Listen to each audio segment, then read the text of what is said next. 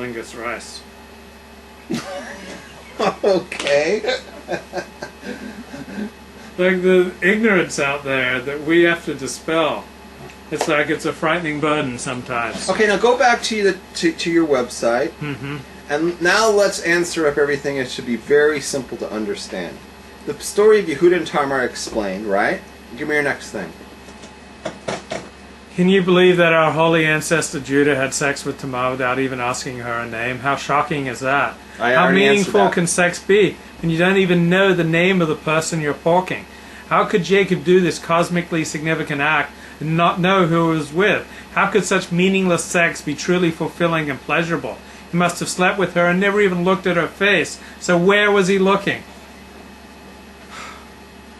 Do you think more men would come to shul if there were cult prostitutes you could use before Kiddush?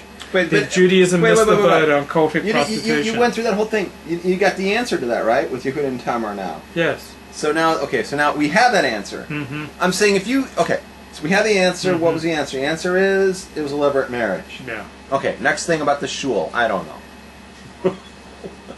You think Judaism missed the boat with Wait, so you said, cultic prostitutes? do you think more men would come to shul if there were prostitutes there? Well, I'm sure it does because it works for NCSY.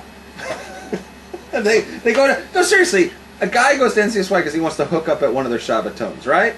So we know that sex works, right? It's a great key-root tool. You know how they say NCSY means Nagia can save you, right? Why do religious Jews name their daughters after Tamar when she acted the whole? Okay, now you can answer that. Why does the Messiah come from a hoe? Wait, you can answer that. Give the answer. She had very holy purposes. For Right, she was a tzedekis. Mm-hmm. So in Genesis chapter 38:23, Judah, a little too late, says, we should stop asking around for the prostitute because he was afraid of becoming a laughingstock. So why have all societies frowned on prostitutes? Like Judah was afraid of being put on Facebook for being a John. You prefer the term John or hobbyist? But now you know, with the reading behind it, how would you answer that? I don't think he was ashamed at all. But he says we should get out of here because lest we become a laughingstock. Genesis chapter 38, verse 23. Why was he ashamed? Not he was ashamed because he had bought a hooker. There's nothing to be ashamed about. That's okay. It was ashamed because he's walking around looking for someone to pay off, and nobody wanted to accept the money. So he was like a fool walking around. Hey, where's this prostitute? I want to give her $1,000, and nobody's around to take it. There's so much deception in the book of Genesis. Reminds me of all the white-collar crime today. I don't understand that Wall comment of Street. yours. Like smart people deceive. Yeah, but where did you get? Where did you see Like that? Jews don't go around like murdering people. Like we typically don't commit criminal violence. No. But some of us may cheat a little on our taxes or our business transactions. But it's better to be smart and use deception than to be dumb and use force. Criminal force. The only deception on this one is by Tamar, right? Is that what you're referring to? Well, and also the story of Joseph and his brothers, like where they give Jacob we found Jacob's coat of many colors, and oh look, there's animal stuff on here, and oh gosh, is this Joseph's blood? And gosh, I wonder what happened. There's so much deception all through Genesis. Yaakov deceives Isaac into thinking that he's Esau. Oh right. It's all through here. Interesting. It's like a future predictor. Like Jews won't commit criminal violence, but white collar crime on Wall Street. But it's not crime. Every single one of these things was done in L'Shem Shemayim. Right. We've kind of dropped the L'Shem Shemayim stuff, but some of us have. So, Potiphar's wife is a slave to her lust for her hubby's slave. How much more the happy the person who can control his desires. See, she was the real slave. She was enslaved to her lust for Joseph. Are you talking about Potiphar's wife? Yeah. Oh, we moved gears here. What happened? Yeah. I'm going on to Potiphar's wife. Uh, She's a slave to her lust for Joseph. See, the happy man is the one who is content with his lot and is not a slave to his lusts and desires. True. Good point. So was Potiphar's wife hot? Because if she wasn't, then it was no big deal for Joseph to say no to her. Like maybe Joseph wasn't into MILFs. No, I read that and almost barfed. Maybe a barely legal girl would have been more trouble for him. Which type is more trouble for you, Holy Rabbi? I don't mind the Youth part. is a fatal attraction for me. Okay, I don't have a problem with you asking me a personal question. But I did have a problem with you reducing Joseph down to the size of some guy like you. This is where the problem with you is, because Joseph is a tzaddik. He walks in that room. He doesn't see a shiksa like that. He sees something that's us, or he doesn't want anything to do with it. Was she hot? It doesn't matter. He doesn't see that. He sees like, oh yeah, I've got to get out of here. Now you asked me about what. Are you into MILFs or do you prefer the barely legal?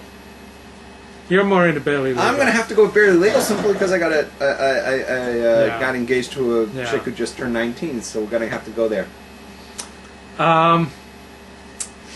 Did Potiphar's wife get special access to Joseph while he was being held a prisoner in Potiphar's prison? Remember, Potiphar threw him into prison? Did she get like special access to him in prison? The wife? Yeah. She's got nothing to do with him. She said that, oh, he raped me. Okay.